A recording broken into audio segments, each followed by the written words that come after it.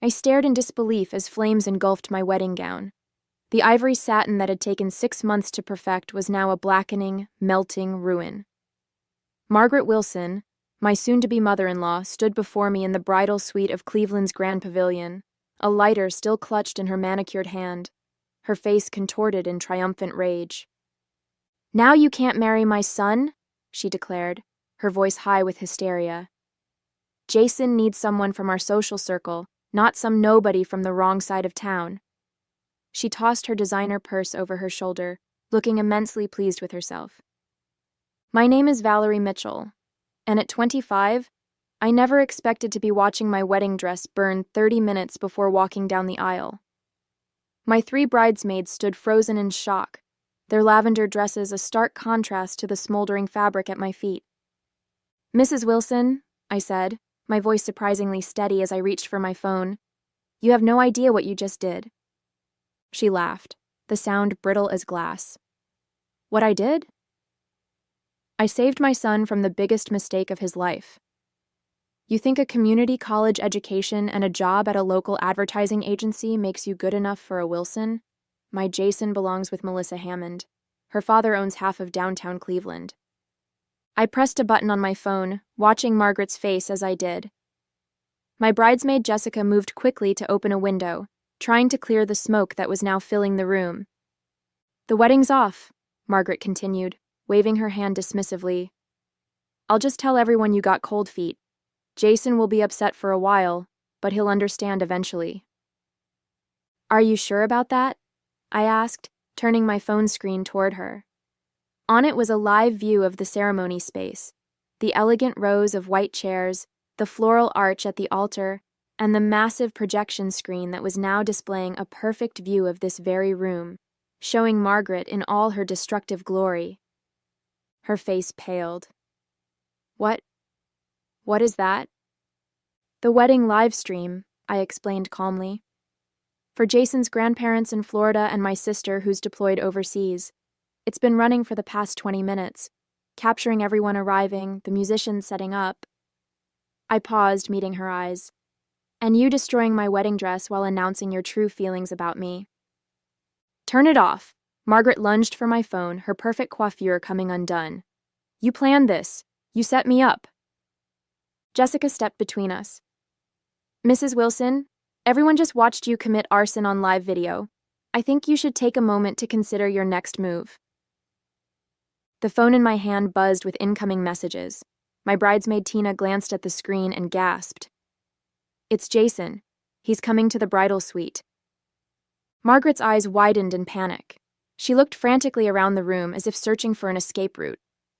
"This isn't what it looks like. I was just testing the fabric. Wedding dresses are supposed to be flame retardant." From my phone, we could hear murmuring from the gathered guests.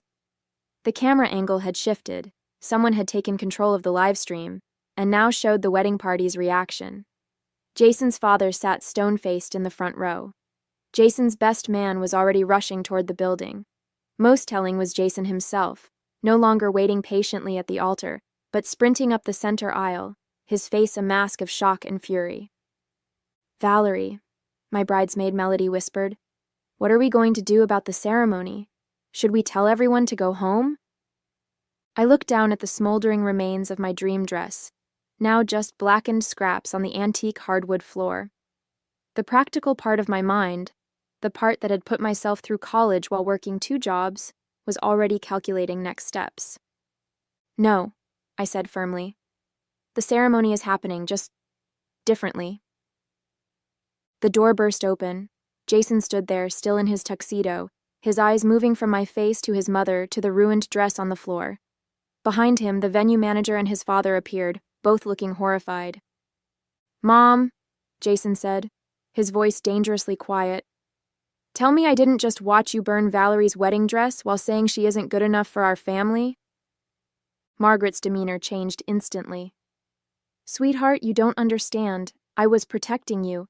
This girl has been after your money from day one. I was testing her character and—" "Stop." Jason cut her off. "Stop lying. I heard everything." He turned to me, his eyes softening. "Val, I'm so sorry. I had no idea she would do something like this. I stepped carefully around the burnt fabric, moving toward him. It's just a dress, I said, though we both knew it was much more than that. But your mother just showed exactly what she thinks of me, of us, in front of everyone we know. Jason took my hands in his, seemingly oblivious to his mother's sputtering protests. What do you want to do, Val? It's your call. Before I could answer, Mr. Wilson appeared behind Jason, his expression grim. Margaret, what have you done? His voice was low, controlled, but with an edge I'd never heard before. Richard, please, Margaret pleaded. You know the Hammonds would be a much better match. Their family has been part of Cleveland society for generations. As opposed to Valerie, who built a successful career through hard work and determination. Mr. Wilson shook his head in disgust. You've gone too far this time. My phone continued to buzz with notifications. I glanced down to see messages pouring in from guests who were watching everything unfold on the live stream. The venue coordinator hovered in the doorway, looking uncertain. Ms. Mitchell, she said hesitantly. The guests are asking what's happening. Should we make an announcement? I looked at the ruins of my dress again, then at my bridesmaids in their lavender gowns. A plan was forming in my mind, one that would turn Margaret's attempt to sabotage our wedding into something entirely different. Tell them there's been a change of plans, I said, but the ceremony will proceed in 20 minutes.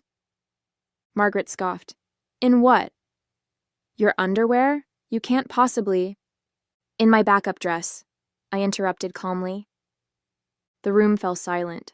Jason looked at me in confusion. You have a backup dress?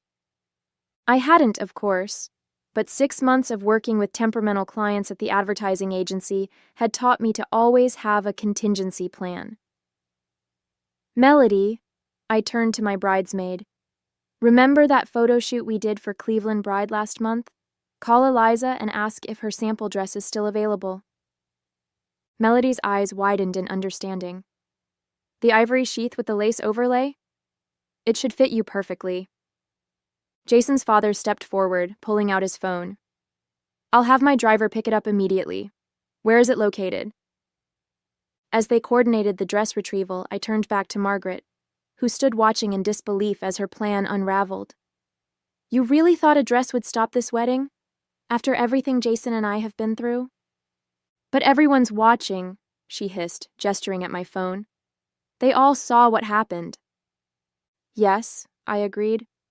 They did. And now they'll also see what happens next.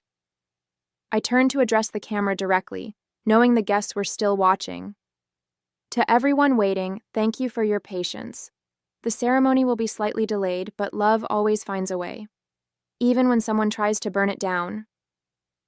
A cheer erupted from the phone's speakers, the guests in the ceremony space showing their support. Jason squeezed my hand, pride evident in his eyes. Mom, Jason said firmly, you need to leave. Dad will take you home. You are no longer welcome at our wedding. Margaret's face contorted with rage. You would choose her over your own mother? After everything I've done for you? After what you've done today? Jason countered. Absolutely. The next 20 minutes passed in a whirlwind of activity.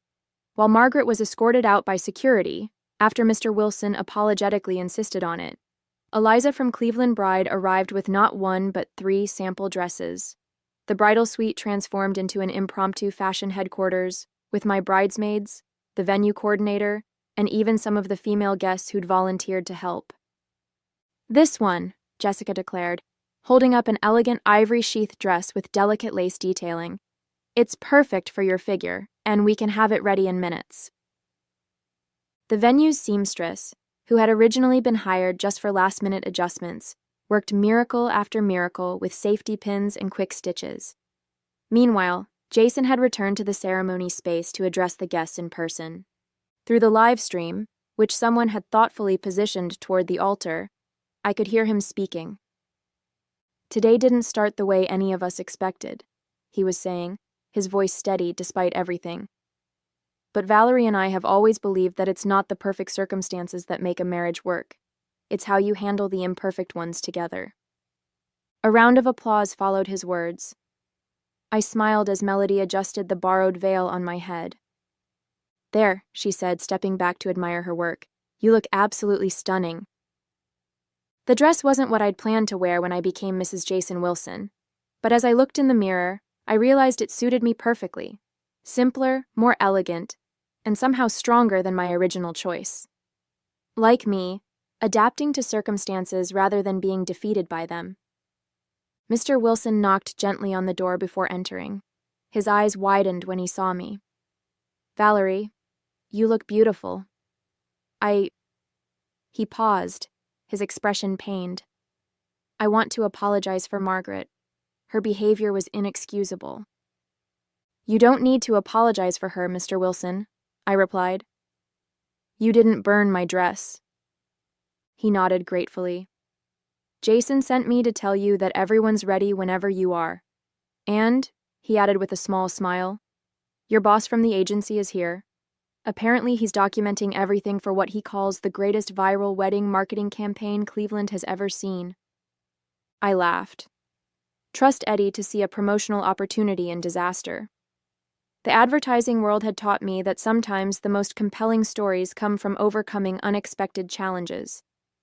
The venue coordinator appeared at the door. "We're ready when you are, Ms. Mitchell. The musicians are prepared, and we've adjusted the lighting to complement your new dress." "Wait," I said, an idea forming. "The live stream is still running, right?" When she confirmed it was, I made a quick decision. "Can we project it in the ceremony space for a few more minutes? I'd like everyone to see us walking from here to there, the whole journey, not just the arrival." 10 minutes later, as my bridesmaids and I made our way through the venue's garden path toward the ceremony space, I knew every step was being broadcast to the waiting guests. Not as a traditional bridal entrance, but as something more powerful. A statement that nothing, not even a vindictive mother-in-law with a lighter, could stop this wedding. As we approached the doors to the ceremony space, I could hear the guests' applause growing louder. Jason waited just inside, his face lighting up when he saw me. "Ready to get married?" he asked, taking my hand. "More ready than ever," I replied, squeezing his fingers. The ceremony that followed wasn't the one we had rehearsed, but it felt more authentic than anything we could have planned. As I walked down the aisle in my borrowed dress, guests rose to their feet, applauding rather than maintaining the traditional, reverent silence. Their faces showed not just the usual wedding joy, but something deeper: respect, admiration, solidarity. Jason's father stood proudly in the front row, occasionally glancing at the empty seat where Margaret should have been. His eyes met mine briefly, conveying wordless support. Our officiant, Pastor Mitchell, no relation though we'd joked about it, improvised beautifully. "Dearly beloved," he began, "we are gathered here today to witness not just a wedding but a triumph of love over adversity. Valerie and Jason have already faced their first challenge as a couple, and they've met it with grace, resilience, and unwavering commitment to each other." During our vows, Jason added lines that hadn't been in our rehearsal. "I promise to stand by you against anyone who tries to come between us," he said, his voice carrying to the back of the room and beyond to those watching the live stream. "Even if, especially if, that person is from my own family." When it came time for the exchange of rings, a moment of panic crossed Jason's face. The rings had been with his mother during the pre-ceremony preparations. Mr. Wilson quickly stepped forward, producing the velvet box from his pocket. "I took the liberty of retrieving these earlier," he explained quietly. "Just in case." After we were pronounced husband and wife, the celebration that erupted seemed to release all the tension that had built up throughout the afternoon. As we walked back down the aisle, I noticed Eddie, my boss, filming discreetly from the side. He gave me a thumbs up that somehow managed to be both professional and genuinely emotional. The reception that followed in the Grand Pavilion's ballroom had an atmosphere unlike any wedding I'd attended before. Instead of polite conversation and standard wedding rituals, there was an almost festive defiance in the air. Someone had hastily created a custom Snapchat filter, featuring a phoenix rising from ashes with our names underneath. "Your wedding is trending locally on social media," Jessica informed me as we entered the reception. "People are using Nar Rising from the Ashes and Can't Burn Love." Jason's college roommate Tom, who worked in public relations, approached us with his phone. "The Cleveland Plain Dealer wants a statement. Their lifestyle editor saw the live stream. Apparently her niece was a guest. And they're calling it Cleveland's most resilient wedding." "Tell them we're just grateful for everyone's support," Jason replied, his arm secure around my waist. "And that true commitment means facing obstacles together, not running from them." As the evening progressed, I noticed Mr. Wilson speaking intensely with various family members, damage control evident in his gestures and expressions. Jason's Aunt Diane approached our table during dinner, leaning down to speak privately. "Richard is beside himself," she confided. "Margaret's been escorted home, but she's threatening to cut Jason out of the family business if he doesn't come to his senses. Richard told her that after today, she's the one who needs to worry about her position in the company." Jason squeezed my hand under the table. "Dad's always been the backbone of the family," he said. "Mom just never realized it because he let her think she was in charge." As our first dance began, I couldn't help but notice the empty tables near the front of the room, spaces reserved for Margaret's country club friends, who had quietly disappeared after the incident.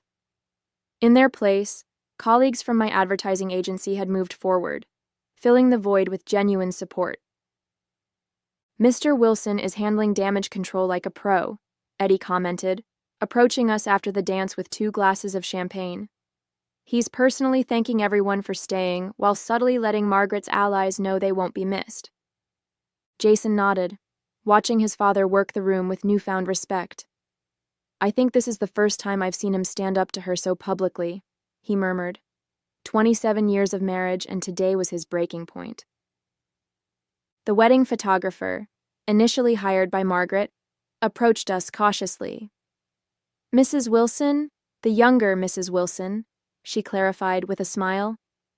"I've captured some beautiful moments today, but I wanted to ask about the dress incident. Some of the guests took photos. Would you prefer I request they keep those private?" I exchanged glances with Jason before answering. "Actually, I think honesty is the best approach here. This is part of our story now." As if on cue, my phone buzzed with a notification. The short clip of Margaret setting fire to my dress had already been viewed over 20,000 times on a local Cleveland news page. The comments section overflowed with support, interspersed with stories from other brides who had faced difficult in-laws. "You might not have planned it," Eddie said, scrolling through the comments, "but you've started a movement. Standing strong in the face of toxic family relationships is resonating with people." Jason's cousin Mia appeared at our table, her expression a mixture of embarrassment and determination. "I want you both to know that not everyone in the family shares Aunt Margaret's views," she said firmly. "Most of us think she crossed a line that can't be uncrossed." "Thank you, Mia," I replied, genuinely touched. "That means a lot." As the evening progressed, Jason received a text from his father. He read it silently before showing me the screen. "Your mother has locked herself in the guest house. She's demanding I choose between her and that girl. I've informed her that her behavior today has made my choice remarkably easy. We'll discuss next steps when you return from your honeymoon. Proud of you both. Dad." "Are you okay?" I asked Jason quietly, searching his face for signs of regret or doubt. "I'm better than okay," he replied, squeezing my hand. "For years, I watched Mom undermine Dad, belittle you, and manipulate everyone around her. Today, she finally showed her true colors to everyone, not just us. It's like a weight has been lifted." As the reception continued, I noticed something remarkable happening. Guests who had been stiff and formal at the beginning, Margaret's side of the family and social circle, were now relaxing, engaging more genuinely with my friends and family. Without Margaret's watchful eye, The artificial social barriers she'd maintained were dissolving. "Mrs. Wilson?" The venue coordinator approached with an unexpected smile. "There's something you should see." She led us to the entrance of the ballroom.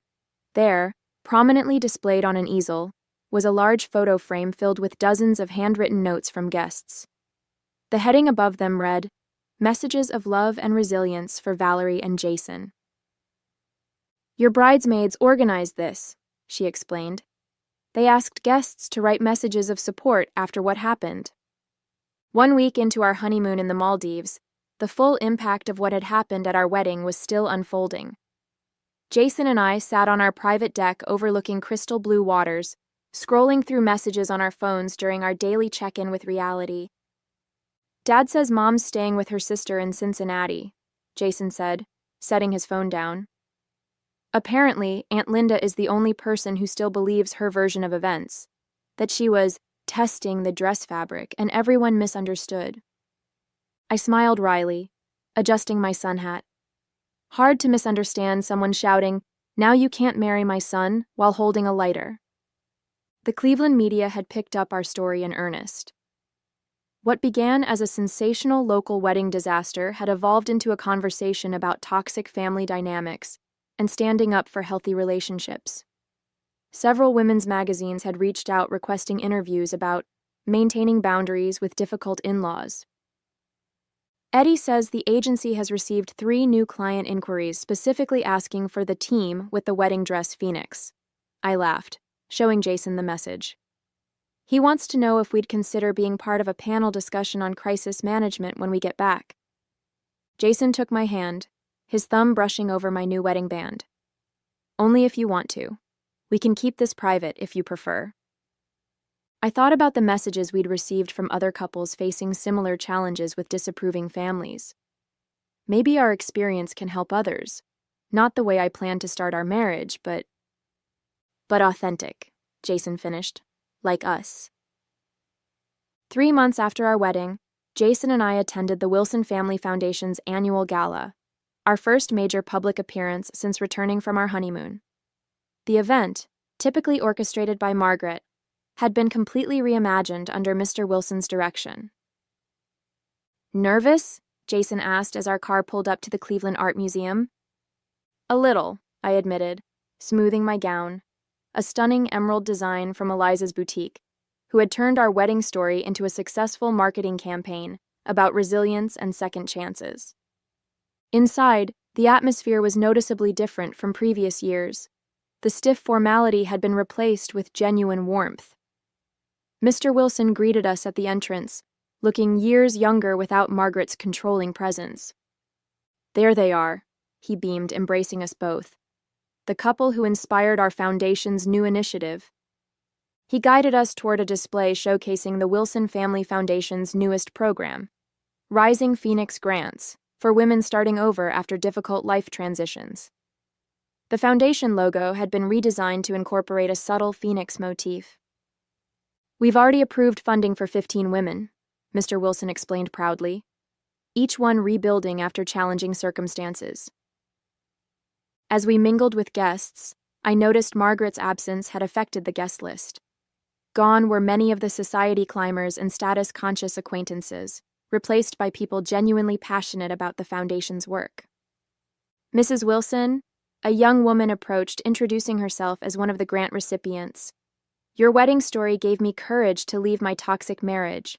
Now I'm starting my own business." Later that evening, as Jason and I shared a quiet moment on the museum's terrace, he received a text message. "Mom's coming back to Cleveland," he said, his expression thoughtful.